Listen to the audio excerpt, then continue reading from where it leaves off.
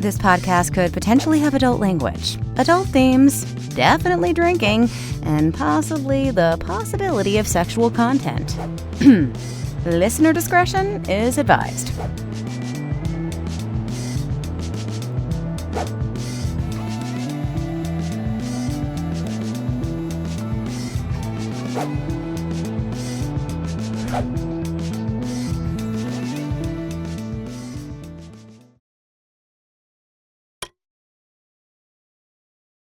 Welcome to Drinking with Authors, the podcast. I am your host, Erica Lance. My amazing co-host in an awesome jersey for something that I don't understand at all is Danielle Orsino.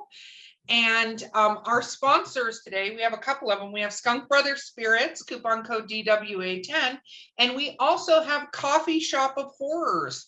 So if you Google Coffee Shop of Horrors, you will find one of the most amazing coffee shops. They have all these horror-themed flavors, and they are hysterical. And both of these companies are based in the US, and they're like small businesses, and they're awesome. So check them both out.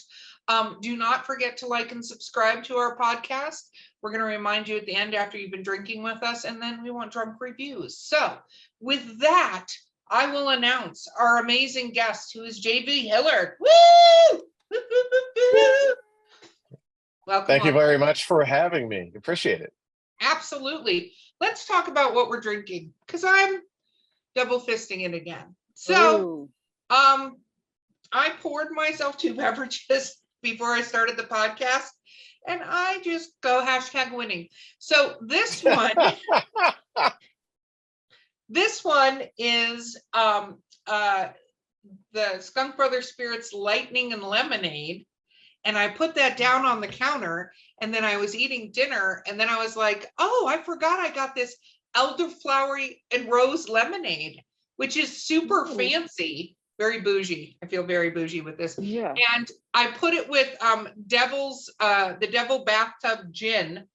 And so that's what's in this cup. So needless to say, I have much for this particular podcast. You have no fear about mixing them together? They're both alcohols. If it was a beer and okay, no. Let's just be honest. No. I'll survive, or I'll go unconscious after this podcast. One of the two things will happen. It'll be fine either way. It'll be good. Danielle, the goblet is back. What do you got for us? The goblet is back. I'm feeling better, so I brought the unicorn goblet is back, and I filled it up with my barefoot. This is my watermelon. Watermelon Friscado's back in the goblet. So barefoot, just call us. And I'm wearing an NFL jersey. So barefoot, the official wine of the NFL. You see, I'm branding right. So barefoot, just call. Just well played. It's time. Well played. Barefoot, call us, because next time we might screw up the name of the wine. It'll be something like clawfoot. We'll make it whitefoot. Yeah, whitefoot. Yeah, there's a good chance it'll happen. Exactly. Clubfoot, so many bad Moscato. things I could have. Start threatening sponsors to mess up their names. Just kidding. JV, what are you drinking with us? So typically, I would be drinking vodka. That's my drink of choice. And in the summer, that's a really nice, smooth thing when you're out golfing or you're out at the pool having a Moscow Mule. But I do like seasonal beers. But tonight I got something special for you guys. It's a local distillery here in Pennsylvania, just outside of Pittsburgh, named McLaughlin Distillery, and this is their Sexy Mamacita Strawberry Peach Moonshine. And the only I'm writing this down. What is it called? I was gonna say that sounds good. McLaughlin Distillery, and it is the Sexy Mamacita Strawberry Peach Moonshine. And the only thing manly on this entire bottle is the word moonshine. So outside of that, and I've had this now. My wife loves this stuff. It's really good. And I figured you might not have ever had a guest on the show drinking moonshine with you. So I'm starting off with my Mandalorian cup, firing away. I love all of the things that are happening right there. So I have a friend, very good friend of mine, who's also an author named Grayson Ace, who lives up in Erie, and he gets me chocolate from up there, and there's a wine that he gets me from up there. And now I'm going to be like, I need you to add the moonshine to the list when you see me. this place is about an hour and change from Erie, and it's about 45 minutes from Pittsburgh. It's like right in the middle. And their wine up there this time of year, it's ice wine. They basically let the grapes freeze with the first, snow of the season, and that makes it really fruity and rich. And so some folks like that, some folks don't. What I found most interesting about this is when we did the tour, they took us in the back, and after we got done and everyone was choosing what moonshine or what whiskey they were buying, they had these leftover walnuts that they use to, I guess they were using black walnuts of some kind to heighten the flavor or speed the flavoring of the moonshine and the whiskey. And they kept the used walnuts in these little, like Ziploc bags. And they said, you can take them if you want to. They couldn't dispose of them, so they were giving them away to people so you can try them as like a hand snack, or you could bake them in something, and you could smell the grain alcohol through the Ziploc bag. And we took 2 of them, and my wife tried to make some cakes. It was a really tough, like you had to, it was basically grain alcohol soaked into these walnuts for forever. And if it weren't for the novelty of trying it, I would not have had the guts to try it. It was really tough. And now it's very popular, and they're actually selling them as opposed to giving them away, where before they were trying to get rid of them. And we were still there when they had just opened and gotten that. But the distillery there is really super cool. The guy has like a Bigfoot thing out in front, Star Wars stuff. He has a Snoopy and the Red Baron thing out in front. Like, it's just like you wouldn't expect that from a distillery. Cool. And he makes his own barrels. It was a lot of fun going and touring it, and it's more fun drinking the moonshine and the whiskey, though. Danielle, we're gonna have to reach out to them. I was just gonna say they should be a sponsor. Another they need sponsor to be a sponsor. Here. Yep. Yeah. Just send me some walnuts and we'll sponsor you. I got a finder's fee. No problem. Done and done. Deal. Yeah, fair enough. There is a moonshine company in Tennessee. Tennessee. Okay, I can't think of it right now. Doesn't matter. They're not sponsoring us, so it doesn't matter if I get the fucking name right. But they put pickles and cherries and peaches in moonshine, and you can get them soaked. So let me just say, we've sat at a table and had the moonshine cherries. Would you think it's fine because they're like maraschino cherries? We're just gonna eat them. No, that's a fucking terrible idea. Just for the record, because cherry bomb. It is kind of like a cherry bomb. God, I love cherry bombs. I haven't had one of those in a while. We should do that sometime on the show. Anyway, but yeah, we were sitting there playing like fucking Monopoly or Trivial Pursuit, something I don't even remember because I got blackout drunk. And you're eating these cherries and you only have like 4 or 5 and you think, I'm good. No, you're not good. Not. Totally freaking screwed. Sneaks up on you too, I'll wager. Yeah. Got me a jar of pickles in moonshine. They taste like pickles because pickle juice overshadows everything on the planet. Including moonshine? Here. This is Tennessee. Wow. No, they don't sponsor us. But I'm more. Let me just say, one pickle, you are messed up. Oh. And this is from Two Fister saying that you're gonna get messed up. I was just gonna say, coming from you, that's saying something. Yeah, that's bold. That's bold. I don't even know you all that well, and I'm telling you right now, that sounds like it's a bold move. Yeah, it is a bold move, Cotton. Yeah, that's my dodgeball reference of the day. Yeah, I was just gonna say thank you. Yeah. Jason Bateman is my favorite character in that entire thing. I could listen to his dialogue. He forever. is great. He plays that role so well. That was a underrated movie, if you can say it that way. I mean, Such a great movie. If you watch it, I don't know how you don't laugh through it over and over and over. Even though you know what's coming, it's still funny as shit. Like, don't make me bleed my own blood. Yes. I beat you. You got me on that one. That is an incredible line. Yeah. It kind of reminds me, we haven't even talked about your writing, but it kind of reminds me of Galaxy Quest, because when Galaxy Quest first came out, it almost basically went straight to video if it didn't go straight to video. Like, it was marketed terribly. So like in the theaters, it would be straight. So I remember a friend of mine, this is back when Blockbuster existed, so we know how many years ago that was like, you've got to see this movie. And we went in And at first I was like, Tim Allen, like, not that I didn't like Tim Allen, but Tim Allen in a space movie, I was like, I have watched that movie more times than I can fucking count. And I still see new stuff in it. Just the actual brilliance of the actors and their faces and the little one-liners and the little things they say. And Dodgeball reminds me of that, because a lot of the humor is not, the funny getting hit with balls stuff, which is, anyway, that's inappropriate. I'm glad we're on an adult podcast. Getting hit with balls. Yeah. We're balls deep in this, Danielle. Anyway, but it's The Ocho. Yeah, the Ocho. It's just the little funny lines. Like, if you can dodge a wrench, you can dodge a ball. Brilliant. Anyway, okay, JV, before we talk about everything else but you, again, that would be new for this show. What is it that you write?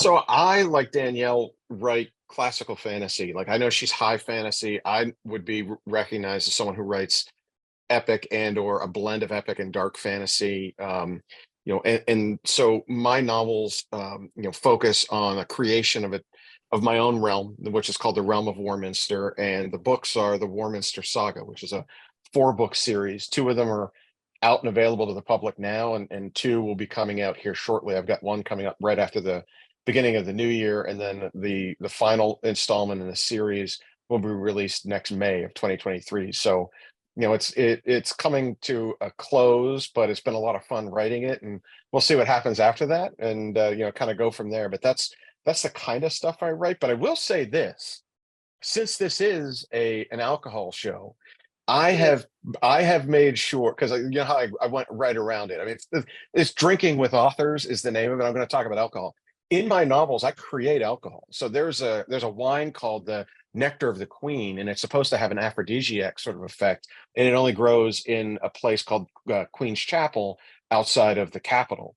And then when in book 2, some of the main characters visit sort of like a Norse or sort of like a Viking stronghold. They have a beer that they call Hyphenmager, which I kind of use the idea of having a worm and tequila inside this beer, where you get to the bottom of a horn and there's gravel and sticks in there, and they say that that's where they get the essence of the Hyphenmager. And the Hyphenmager is supposed to dull pain and incite like a berserker rage in the barbarians when they go to war. And so even though it's kind of fun to put those things in there, I think details like that help make a series and make people like it even more, can endear them to certain things. But since we're on a drinking show, instead of me talking about my main characters and instead of me talking about the plot lines, I wanted to talk about the alcohol I put in it. So I don't know if you've ever had that on the show before, but I hope you've had other authors talk about their fake alcohols and what they did when they put them in their novels. No, I don't think anybody's ever talked about their fake alcohols. I have fake alcohol in my books as well. I have plum sugar. Yeah, wine and marshmallow. I think you guys you need to get with this Ice Wine Vineyard and get this wine created, my friend, with your label on it. Yeah. Like, get it together. I mean, this is a marketing opportunity epically. Danielle, we're talking offline about this because Nectar of the Queen. Yeah, I have plum sugar and marshmallow. Yeah, see, these can be amazing things. I think that's brilliant. And no, nobody's really talked about the alcohol that they've created in their novels. I think that's great. I was actually just working on going through a world building book that's being put out. And it's really interesting because when you think about world building, there are all these little details you can put, but it's part of what immerses your reader in the story, right? There's one thing if it's they're in it to see if the character succeeds or whatever, right? Or what happens next. Like, I write horror, so you can be immersed, but you're being immersed in a very terrifying, hopefully dark way, right? Squeamish kind of situation. And I'm not going, let me build this world necessarily with all these different races or religions or alcohol or ruling classes or, all that stuff. Most of mine is set in the real world and, that sort of stuff. But I think it's amazing when you have little details like that, because I'm quite sure at some point a fan is going to be like, so where do you get the queen wine? What was Yeah. it based off of? So was it based off of a particular wine that you drank? No, it was actually based off of the Erie experience we had on a winery tour with the ice wine. It's a very, when you have something called the nectar of the queen, it almost has sort of, it sounds like mead, like nectar and bee. You get that sort of like honey sound, but I actually based it off of wine because I wanted it to be wine so that it was kind of a, an area it was the prettiest area of the kingdom. And it was something that had been grown, and of course the grapes are supposed to be tainted a little bit magically, or with whatever kind of fairy dust you want to make up. And the idea is if you drink too much, it becomes an aphrodisiac. But we all know that wine can be its own aphrodisiac. But this is a special one that only the royals can get, or the very wealthy, the landed gentry can afford inside their realm. So when someone's drinking it, it's usually something that means something. And of course, I use it for two of the characters that I want to help fall in love while drinking a bottle of it. And on the other side of the Hyphenmacher stuff, I love thick German beer, right? Like the Doppelbocks and the Oktoberfest and things like that. And just having that sort of real grainy, gritty taste to them, I think really helps when we're describing that to someone. And what else would Vikings drink except something that sounded like Hyphenmacher? I mean, it just sounds cool, and so by, I think, sprinkling that in. But getting back to your comment on world building, and Galaxy Quest, I mean, Star Trek had Saurian brandy, right? I would love to have a bottle of Saurian brandy, even though it might just be blue water sitting on my shelf in the back of the bar. They make that? I'd love it. That's what I mean. So like, if I can start doing it in Galaxy Quest, I mean, Alan Rickman, I think that's his name, the actor that kind of played the Spock character in that. He plays it it's so well. So I love that movie too. But even down to those details where this is a Saurian brandy, you're not allowed to have it. You can get in trouble for owning it. And here it's like, introducing that into my world building, I thought was not only purposeful because I use it for some of the characters and the situations that are there, but I also think it's part of, like you said, is as a world build. And I know Danielle has to do that for her stuff too. So, I'm glad to hear that she's, gone down that path of making up her own wines and stuff as well. Well, I'm just going to say I need you to go to that vineyard, and I need you to get them to make a wine, and I need the label put on it, and then I need it sent to me, and then we'll talk about it on the show. All those things need to happen. Very well. Will do. Yes, very. It's actually funny because Skunk Brothers Spirits, how I even got connected up with them is one of the authors who's on our show named John Dover wrote Fang in the West. And no, I just said that wrong. That's okay. I've had a little bit to drink. And Once Upon a Thing in the West, that's the name of it. I have a drunk gnome that runs around my head. So every now and then they find parts of Post-its or the whole Post-it. I just have to wait for them. They grab. And sometimes they grab random shit and I'm like, I know that's not right. So I'm not saying that out loud. But he got Skunk Brothers Spirits made a whiskey for Once Upon a Thing in the West. It's a corn whiskey that had his book on it. Like the book cover was on the whiskey. Oh, how cool is that? See, I'm telling you, you got to make this happen. This is the thing. I'm taking notes because I actually think this is a good idea. I've had, it's weird that you say that because in my books, I've had people ask me, like I've had people send me fan art, which I think is really cool for someone to do that. And they're making something of a character that they've read or a scene that they like or whatever. And I've been able to I've created scrolls that I've taken to conventions, and the scrolls have different like the coats of arms and the heraldic symbols of the realm, and people like to have those and stuff like that. But having the nectar of the queen in a bottle or some Hyphenmacher, it's not bad. I might try to find a way to make that happen. I'm just saying, if Drinking with Authors does not get a bottle of each of these things, Danielle will find you. And she looks pleasant, but she can be gnarly. Just gonna say that. I know she's got some kung fu fighting in her, and I'm not getting in the way of that. That is an understatement of what this woman is capable of. Totally kick my ass from here to Jersey and back. So I'm out. So you guys will definitely get a bottle of each. I'll send it as soon as I can figure out how to do it. I will send it. I think that's brilliant. So I love this, and I love hearing about the fan art. So one question before we have to take a quick break. Have you ever had anybody cosplay your characters to you? Not yet. I've had people offer to do that and they wanted details on it, but I've not seen it yet. I was at a few conventions where folks have come up to me and said that they wanted to do it, and as Danielle can attest to, these are serious people, right? And they're doing something and they want their costumes to be perfect. Like I see some of these folks that are Star Wars, Star Trek. I mean, there is not a detail that goes by that they haven't touched. And so what I've tried to do is provide them with as much detail as possible. And I've got a bit of a comic book illustrator that's working on some things that will help people do that. But I'm not there yet, but I've had my first couple of inquiries about it. And, I'm hoping that happens. I was actually at a scavenger hunt back in September. And one of the groups found out I was going to be part of the scavenger hunt, and it was a masquerade scavenger hunt, and they wanted to come as characters in my novel. But the theme turned out that it was more, you had to be a cartoon character to come. So they ended up coming as Scooby-Doo. So it was a great. I was humbled, but it went from my characters to Scooby-Doo, so we kind of dropped down a rung. But hey. What am I going to do? I don't think that drops down a rung. I'm telling you, rewatch Scooby-Doo shit now as an adult. Totally different level. Cartoon.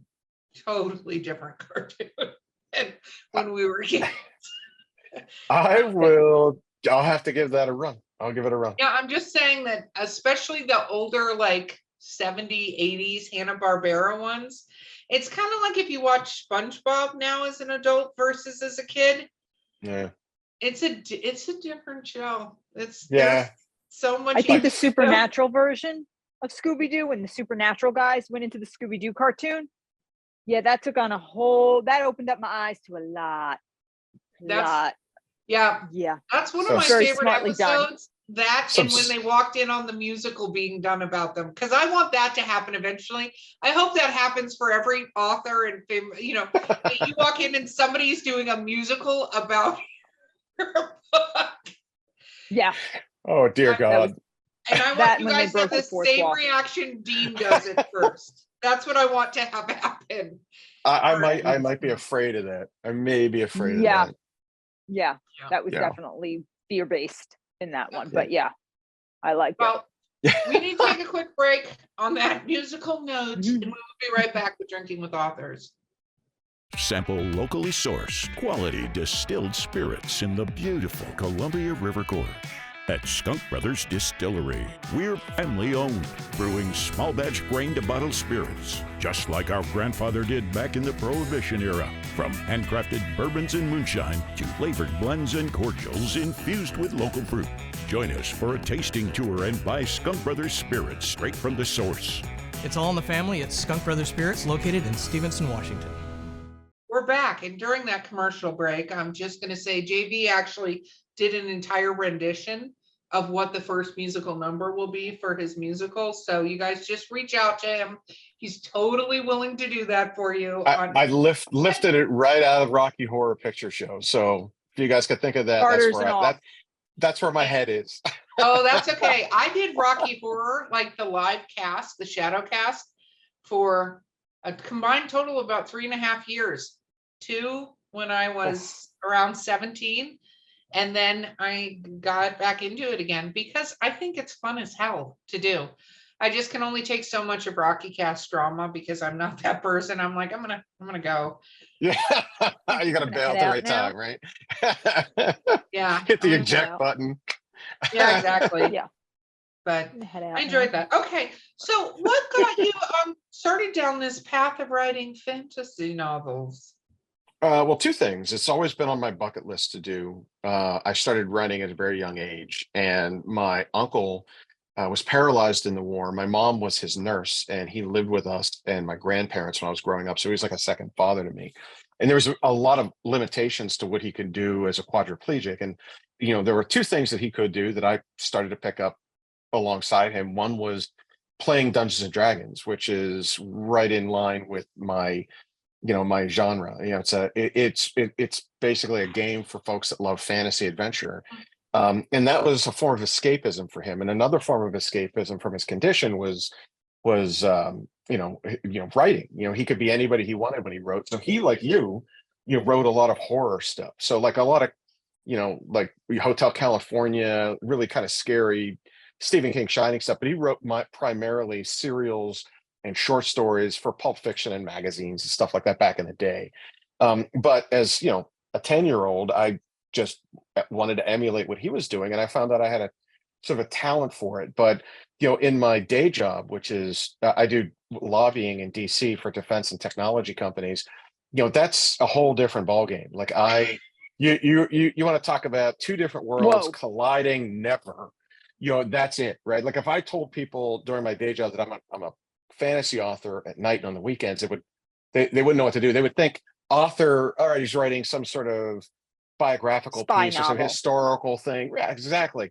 And instead it's like I've got this whole other crazy brain side of me that that encompasses that, but I never had a chance to do that until the pandemic. And when the pandemic hit, my wife wagged her finger at me and she said, you're not going to sit around doing nothing for 18 months while everything is closed. Find something to do. And I'm too much of a busybody not to do anything. And I found this as an opportunity to write that first novel, which became a series. And then as it got published, there was a demand for a fourth book, in the series, and some other things that are going to spin off of that, hopefully, knock on wood. And so for me, it was taking a check off the bucket list, and then really learning that this might be a great like a back nine for my career. I mean, if I could retire into doing just this, it would be a lot of fun. And I'm hoping to make that happen. I mean, this is great. I get to be with my people, and all my other fellow nerds and, folks that play Dungeons and Dragons for 20 years. And so that's how I got started. And that's sort of where the books came from. It just took me 20 years to get there. No, I love it. If you listen to the show ever, people know I was a D&D nerd. I was a female D&D nerd. One, before you could really find those, because I think a lot of people now don't realize that female nerds were like a rare commodity back in the 80s and early 90s. Like that wasn't a thing. You didn't find a lot of them. And especially ones that knew how to play D&D and weren't just somebody's girlfriend or significant other that they brought along that got like a fairy character handed to them. Yeah, So, here's an NPC for you, and they played because they were trying to fit in, right? yeah. No, I get you. I get you. So And good for you. Yeah, no, I absolutely love it. And I love that you found your people, but I didn't love it when you said you have 4 books and you don't know what happens after that. Why the fuck don't you know what happens after that? Well, I have a plan, right? So as a stereotypical dyed in the wool, blood in the stone plotter, I always have a plan. Like there's always the next. But I have this.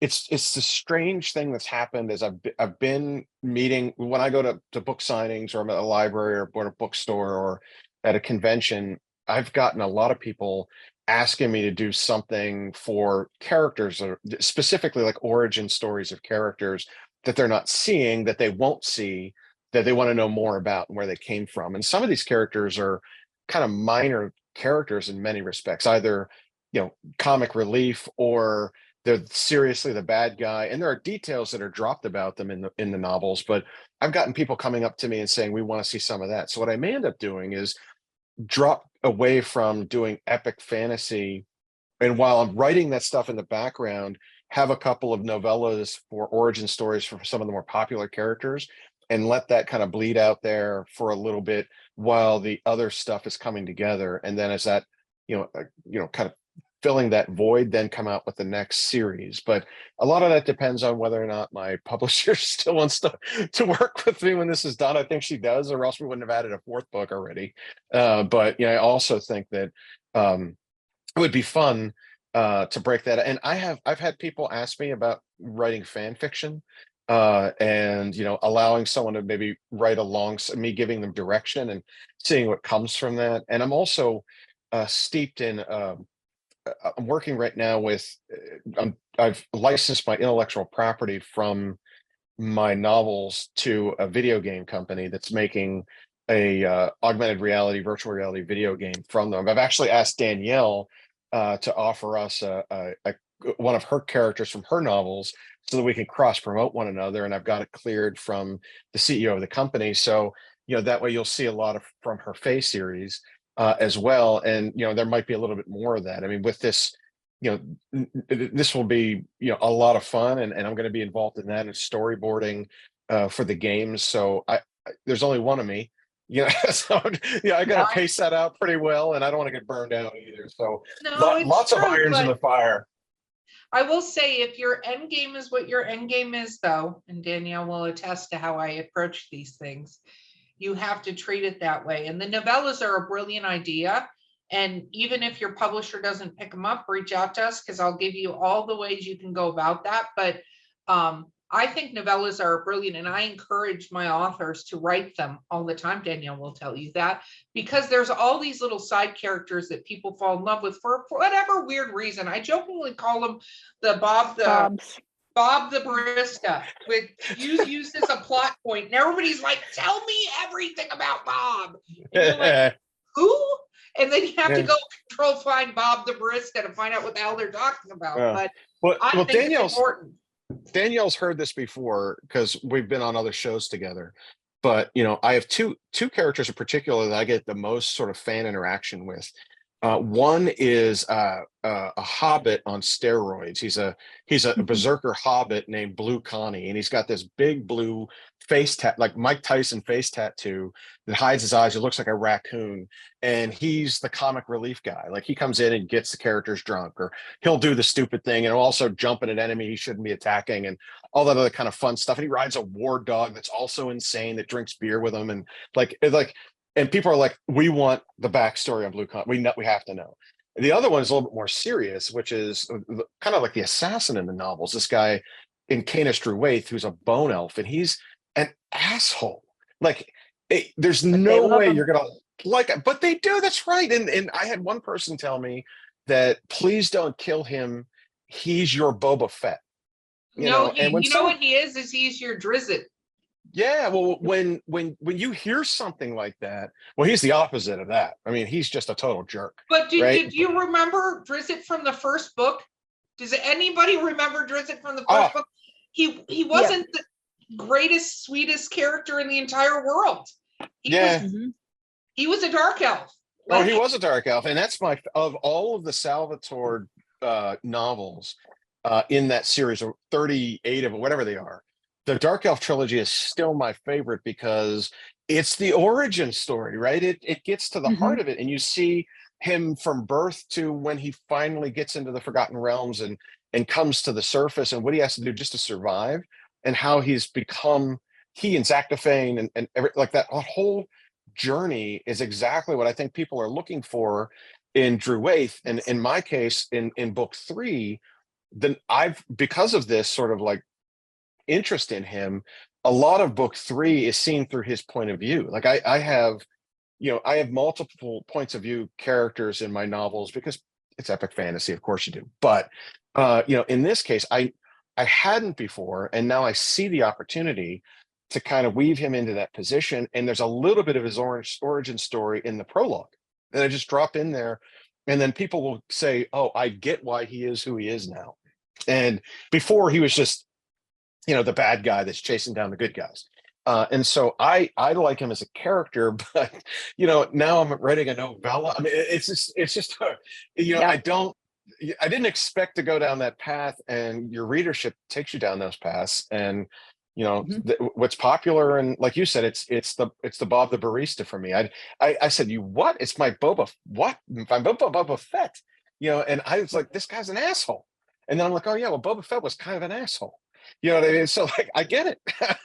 Yeah, we could get started in the whole controversy where I am less than pleased with what they did with Boba Fett in the series. Oh, ridiculous! So, it's not. No, that's we're not allowed to talk about that. I will go into a black outrage about that particular situation, because Boba Fett was one of my favorite characters in the and I was like, Boba Fett series. I was so excited for it, and then I was like, okay, what the fuck happened here? Yeah. Like, Oh, Yeah. preach on, sister. I'm with you. It went so the best two episodes in all of the Boba Fett series were the last two because it basically became a Mandalorian show. Like they had to abandon it. It was so bad, just and so. I And just, I don't think Obi-Wan wasn't much better. I mean, well, I hate to I point have to fingers. It wasn't say, much better. Obi-Wan, though, the character, as we're having Star Trek, Obi-Wan, the character, I have to stay pretty true to the way they brought that character on. Like, Obi-Wan was never like a strong, he had his like kind of wussy self-sacrificing points most of the movies. Like, even in the first Star Trek, oh my God, Star Wars Oh. movie, he was very kind of like, That's 2 minutes in the box for that one. yeah, Yeah. No. Double fisting, you get it. yeah, He's got exactly, moonshine though. exactly. This is moonshine. The lightning is moonshine. This is gonna go Okay. off the rails real quick here. It Yeah. does. Welcome to my podcast. But the first movie, that's what he was like. He was kind of self-sacrificing. He was not like this, like, I'm going to be this hero, blah, blah, blah. He was like, okay, I'm going to have to do this thing. I'm going to sacrifice myself. Like, he wasn't the go-getter. So I liked the way it was done. I mean, it wasn't as good as The Mandalorian, but that bar was set pretty high. They did such a good job on the writing of that particular show that the bar was set pretty high when they went in to do these others. And I went, this little Leia thing, I thought that was adorable. I thought she was a great little actress. Oh And yeah. yeah, I just thought, okay, this is cute. Because I was like, what the fuck are they going to do with Obi-Wan? He went to a planet to hide and watch Luke. That could just get creepy. That's like a sorry for a pedophiles. What the fuck that's set up to be. Like, creepy old weird Uncle Ben spying on me all the time. Like, Yep. How you doing, kid? Yeah, but I'm not going to cast aspersions on it because I can tell you like it, but I'm certain as someone that seems to be, I mean, we're all friends here. We're all Star Wars fans, right? There were so many holes in that series that you could just poke into it that I won't do it. And I don't want to be a spoiler alert guy here for people that haven't seen it, but ultimately, that's okay. I actually subpar. consider that zombie George Lucas ended up writing episodes 1, 2, and 3, and I just pretend they don't exist. So I'm that Star Wars fan. Like, I watched the documentary The People versus George Lucas, and that's me. I'm solidly one of those fans. Well, okay, so like the Jar Jar Binks thing is just off the reservation. I have no idea what's going on with that. But as I rewatched 1, 2, and 3 because of my disappointment in 7, 8, and 9, they're not as bad. They're not good, but they're not as bad either. And of course the Mando was just so well done, so well written, so well acted. And then Boba Fett falls flat. For me, Obi-Wan falls flat for a lot of reasons. And then I'm just watching Andor now, so I haven't gotten through it, but I'm hoping that's better. I didn't watch it. I will say 4, 5, and 6 movies, and then Rogue One. Rogue One, there you go. See, that's why I'm not afraid of Andor, because that, to me, the Rogue One movie for me was a war movie. It wasn't even like Star Warsy. There were no Skywalkers, no Darth Vaders really, until the very, very end. But like it got you like I'm in the world, but I'm watching this very important scene that was set up that was just mentioned in 4 in passing. It's like these people sacrifice their lives to get us this information. Died to bring us this. Yeah, exactly. And it's like, bam, that hits you in the face. And then here is this 2+ hour story that's done so well that you're like, oh, this is great. And then I think that, it's the same kind of disappointment I had in the Han Solo movie. And watch how I'm going to bring this back to writing, because we talked about this on the show. I don't remember if it was you, Danielle, or Chelsea. So what I think they did with Star Wars, which this is all going to tie together, I promise. Come on this journey with me, everybody. I'm listening. They made the fatal mistake in the very first movie of not doing something that seems very challenging, but is not world ending. So the thing about the way they wrote the first movie was they Oh yes, we did sort of talk blew about their that. Yeah. load. Look, I'm going to make that Mhm. reference. It goes back to the dodgeball thing. This is this huge thing that they did. The problem when you do that though is that there's nowhere to fucking go. Like you Yep. can't go anywhere if you have the main. So you don't have, even if you have the main bad guy or whatever in your first book, they can't either be the true main bad guy, or you have to put other things in front of it that is the difficulty they get into in the book. So unfortunately, Star Wars, when he made it, regardless of what he says, he wasn't thinking Empire or Jedi, because nobody knew what the fuck this movie was. He barely got any funding for it. And it kind of came out and people were like, because I was alive when it came out, people were like, what the fuck is this? Like, they didn't know. And then it got this huge fan thing that happened, and they made the other movies, but every fucking movie is them blowing up a ball. That's what it is. Every movie is them blowing up a ball. And I go, it's just a different ball put in a different package, but it's still a fucking ball, right? And you go, that's bad writing. That's bad writing. You could have done something different. Where, to your novelette point, Rogue One is a novelette. It's a little side character. Many Bothans died to bring us this news. No, all of the motherfucking Bothans died to bring you that. You understated it, Admiral. Like, Yeah. all the fucking Bothans died, besides the 5 that weren't on that fucking planet, right? And so that's like a novelette. It's a little something about this little character that to the Bothans. To the Bothans. But it's kind of a testament to writing yourself out of a corner. Because if you write yourself into a corner like that, where the fuck do you go? Where do you go with it? You got to always leave yourself a way out. Yeah, you have to have a door. And even if you're not sure if you're going to write it into a series, you have to have a doorway. You have to Empire Strikes Back that shit. Have something in, but Empire Strikes Back it so you can go on to the next thing, whatever the hell it is. And not fucking stuffed teddy bears. Those really should have been fucking so cookies, bad. but don't get me started on that either. So anyway, I think it's Star Wars is a very interesting analogy to that. But it goes to Boba Fett, who's this bounty hunter who literally bring the body of Han Solo to Jabba the Hutt. Like, that is that guy's entire fucking character plot line. Nothing else. There's no backstory written into it at the time. Bring the fucking body to Jabba the Hutt. And everybody is like, Boba motherfucking Fett! I want to be a Mandalorian. His character.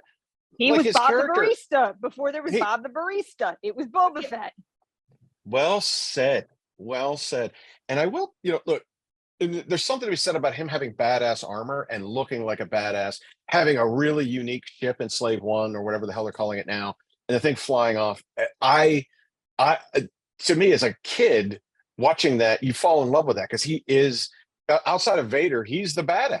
Like, he's the other, but he's the guy that tricked Han Solo, the smuggler of all smugglers, who followed him in the garbage trail and caught up to him anyway and got him, and that kind of stuff. Then you're like, all right, I could cheer for this guy. I really get it. And I always just thought he looked cool as shit in that armor. It's like, if I had to pick someone to be, think about it as a writer. Somebody needs to take Han Solo and Kryptonite to Jabba the Hutt. We're gonna have a dude in armor. You don't see his face. We're gonna call him Boba Fett, and he shows up. I'm sure if you looked at those scripts, he shows up for like less than a fucking page. Combined. Oh, not even that. I think he had like one line. He might have had one line in Empire. You know what I mean? And I'm not kidding. I think he has one line in Empire. He does. He has one line where, Darth Vader says to him about, as soon as he comes in, you can take him, blah, blah, blah. He's yours. Yep. Yeah, imagine getting cast in that role and you're just like, that dude made bank. He made bank for the rest of his life. It's like going to my nerdathons and my geek conventions. Like, it's like, I'll sign. You don't even know who the hell he is. You have to stand next to his helmet so that you know who he was. That's a lucky motherfucker. That dude That is cashed Bob out. the barista, though. He Exactly. cashed He's out. Bob the barista. Before there's Bob the barista, there's Boba Fett. Like, Yes, you know, so when your people are asking you to write about these Bob the barista characters, what they're saying is write about Boba Fett. Yeah. Well, hey, I'm listening. I am listening to my readership. They said they wanted more of Blue Connie and they wanted more of Incanis Druaith, and they're getting them whether they like it or not now. So that's the plan. That's a little bit of a that'll give me a respite between epic fantasies and still get into some of these side characters, and then the second rung of the series will go, because book 4 is already done. Like, I know it's in editing, so I know what's going to happen with that. And like you guys said, you have to leave yourself a trapdoor, and some of those characters there will be trapped. Some might not be as obvious, but I know that the way book 4 ends, people are going to be looking for trapdoors for a couple of people. So I gotta make sure that they're there in the event, that I want to have a callback, in future series. We'll see. So that's my plan. I like your plan. I think you've got a good plan and you have the right head for your plan. As a Boba Fett fan, I know you have the right head for your plan. Moving forward. Thank If you you very said much. Jar Jar was your favorite character, I probably would have ended then we'd this be podcast talking dear a little God. bit differently. No, fucking early. I have a friend who claims he's like a fucking Sith Lord or some shit. Like, it is the dumbest thing. And he shows me these videos, these fan videos about how Jar Jar's always around when bad shit happens. I'm like, dude, no. If Jar Jar is a Sith Lord, fuck it. I'm not watching. Have you seen the People versus George Lucas documentary? No, but I know what it is. No, but Yeah, if you I've heard of watch it, it literally talks about what George Lucas said about Jar Jar Binks. It's not Sith Lord. He literally wanted this playful character that was supposed to be the new C-3PO. And in the second movie, after the reviews came in for the first movie, there is a scene where Jar Jar literally turns and just glares at the camera and then turns off, which was George Lucas's "fuck you, I'm gonna get a bigger role in this one." Oh no, he's just so bad. I mean, in the whole like Jamaican accent and I don't know what the fuck was going on with that. No, There's a George lot of- Lucas, instead of writing with a group of people, decided to hold himself up and Lucas Ranson write this all himself. That's what the fuck happened. But then again, he is Lucas Ranch. He is Skywalker Ranch.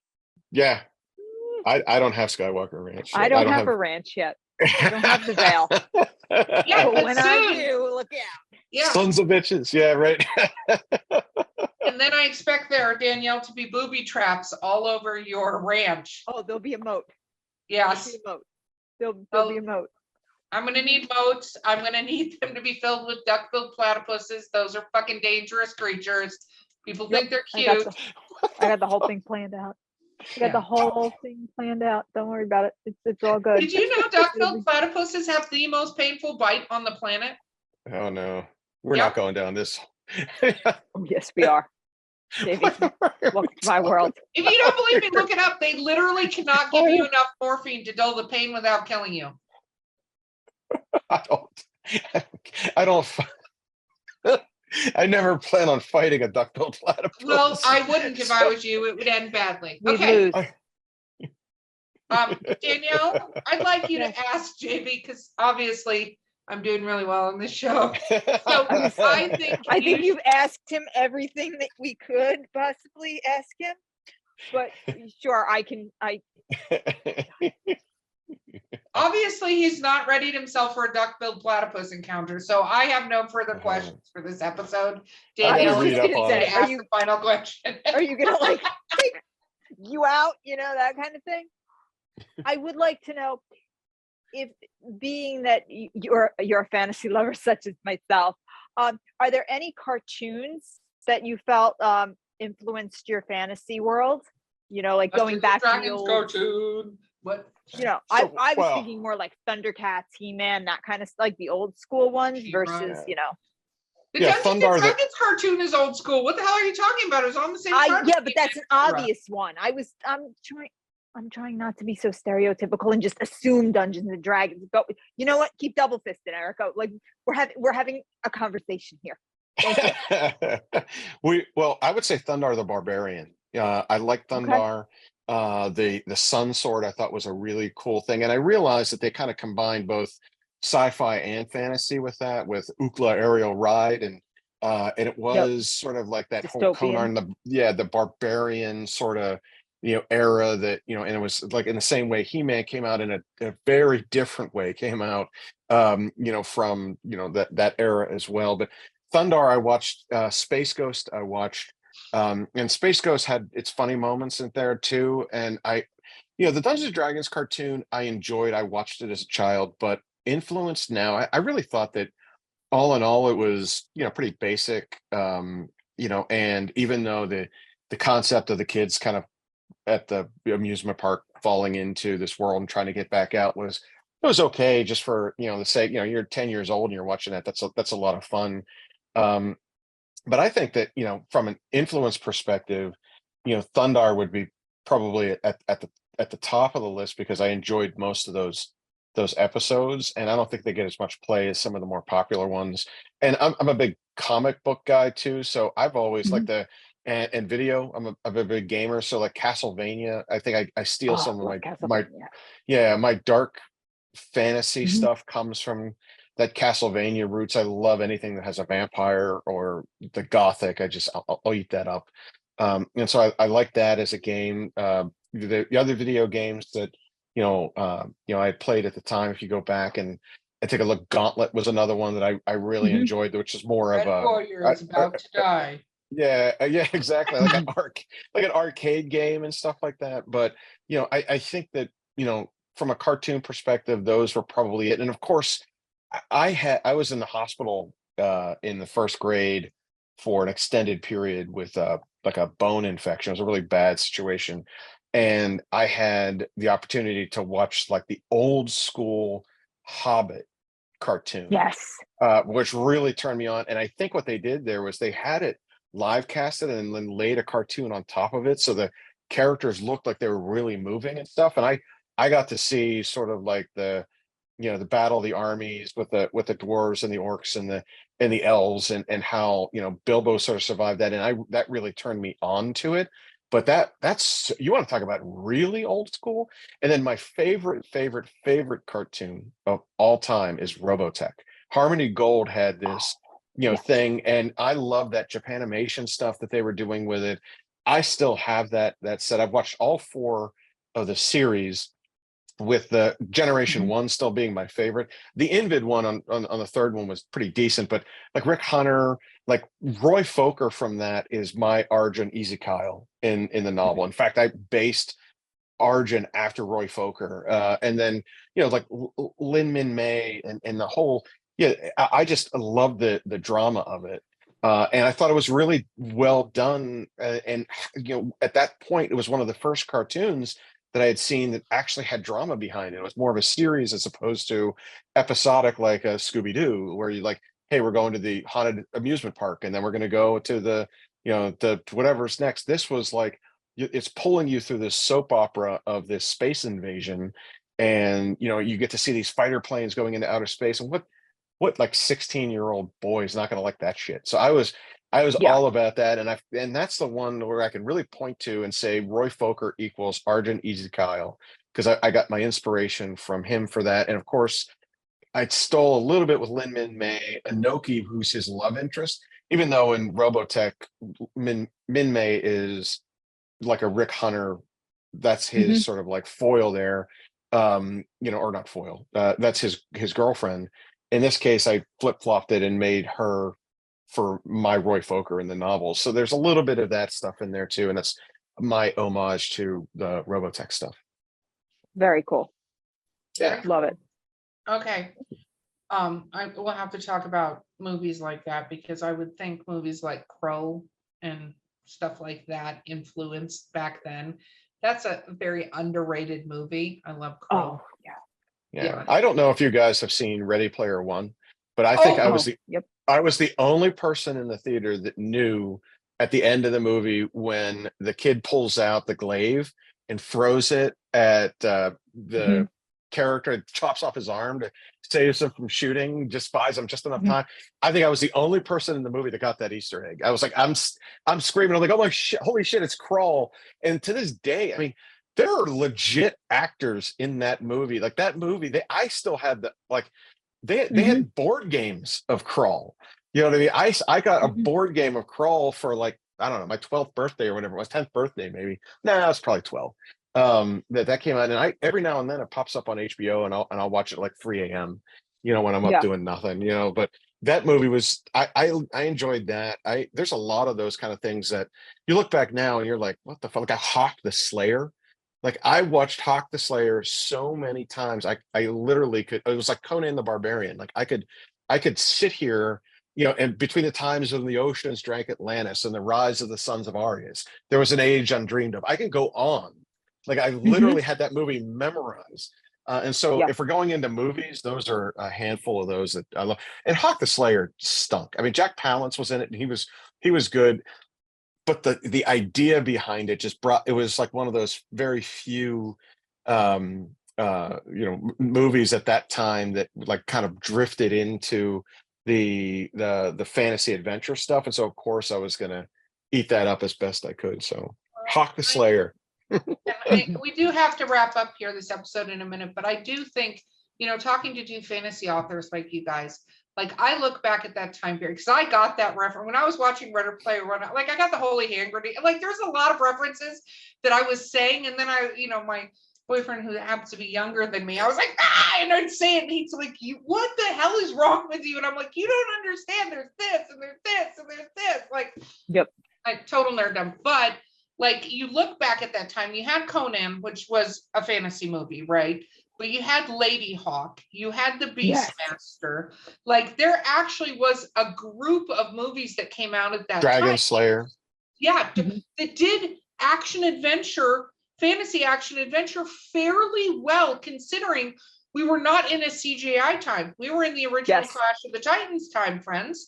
Like if Yep. you go back and watch that movie, that tells you what Harry happened, what Hamlin. that CGI was like. Even like the Dark Crystal and stuff like that Oh came my out that time, God. Labyrinth was, and Dark Crystal. you know, Oh. supposed to be a kids movie, but the fucking Skeksis were terrifying. They were, yeah.